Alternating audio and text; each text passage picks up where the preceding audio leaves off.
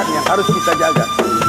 Saudara-saudara, lisan kita ini dari perkataan ini dapat mengeluarkan 3 ragam, 3 bentuk. Berkata Al-Imam Muhammad bin Idris As-Syafi'i, macam ragam pertama, pokok yang pertama yang keluar dari lisan ini mendatangkan pahala, membawa kita ke dalam surga, mendatangkan kebaikan. Apa itu? Bentuk yang pertama itu, apabila lisan ini berkata kebaikan, ta'muruna bil ma'ruf wa tanhauna 'anil munkar, membaca Al-Qur'an, zikrullah, tasbih, tahmid, menganjurkan kebaikan, maka bentuk perkataan yang seperti ini mendatangkan pahala, mendatangkan keuntungan, membawa kita ke jalan, ke jenjang surga. Ini bentuk perkataan yang pertama. Ada bentuk yang kedua, yang jelas-jelas mendatangkan dosa. Ini yang dikatakan oleh Imam Syafi'i, 3 macam bentuk perkataan yang keluar dari lisan ini. Yang kedua mendatangkan dosa. Perkataan apa itu? Perkataan yang berbentuk kezaliman, fitnah, memaki, mengecam, menyakitkan, menggibah, namimah, perkataan yang membawa kepada kejahatan, perkataan-perkataan keji, itu jelas mendatangkan dosa, membawa kita ke jenjang api neraka jahanam. Ini jelas. Ada perkataan yang terselip di tengah, bentuk perkataan yang terselip di tengah, tidak mendatangkan pahala, juga tidak membawa dosa. Ini yang di tengah. Perkataan ini dinamakan perkataan mubah. Ini Imam Syafi'i, imam kita, Imam Muhammad bin Idris melarang, mencegah perkataan yang mubazir. Apa itu? Dongeng-dongeng kosong. Seperti kita kalau lagi ngobrol ya, sore-sore atau ibu-ibu lagi ngobrol turu-turu tuh, pertama dongeng ya, dongeng sama teman-teman, ngobrol rapi tuh dongeng ya, dongeng-dongeng cerita-cerita obrolan, gelak tertawa namanya, ngobrol. Ini obrolan ini tidak mendatangkan pahala, tidak membawa dosa, dongeng-dongeng kosong. Perkataan yang tidak membawa pahala, tidak membawa dosa, perkataan mubah di tengah. Dongeng-dongeng kosong, obrolan-obrolan kosong. Ini merupakan lampu kuning.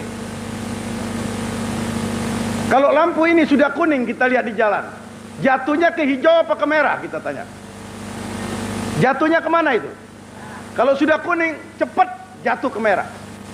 Jadi pertama, kalau kumpul nih, maaf, baik kaum bapak, baik kaum ibu, kalau udah ngobrol-ngobrol dongeng, pertama obrolan kosong, dongeng. Lama-lama udah dari lampu kuning ngelantur tuh omongan.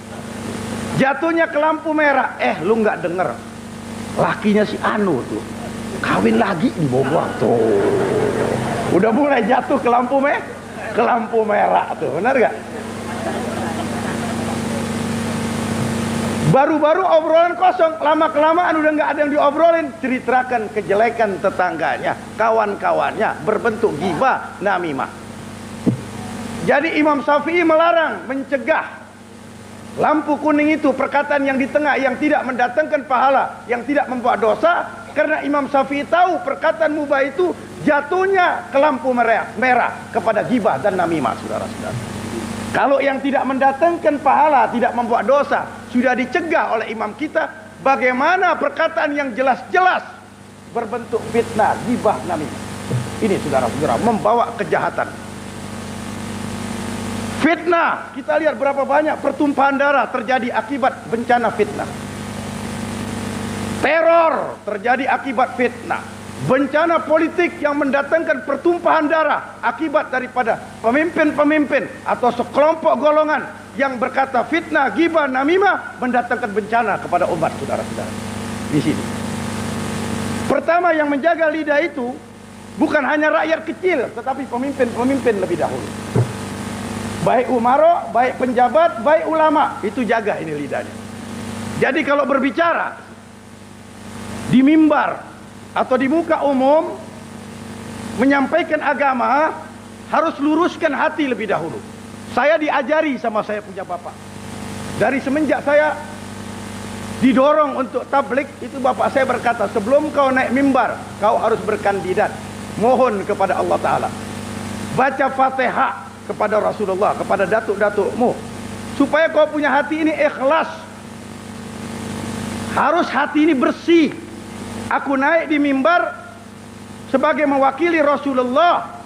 Penyampaian harus lurus, qala Allah, qala Rasulullah, bukan daripada hawa nafsu. Ini saudara-saudara. Kalau kita melihat guru-guru kita yang terlebih dahulu, seperti Habib Ali bin Abdurrahman Al-Habsyi, itu saya punya rekaman daripada dakwah amanat daripada Habib Ali bin Abdurrahman Al-Habsyi.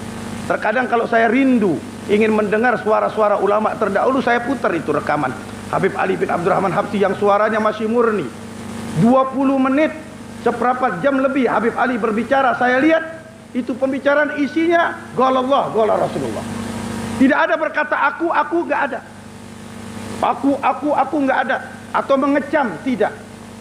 Tetapi berkata qala Allah, qala Rasulullah, memberi nasihat.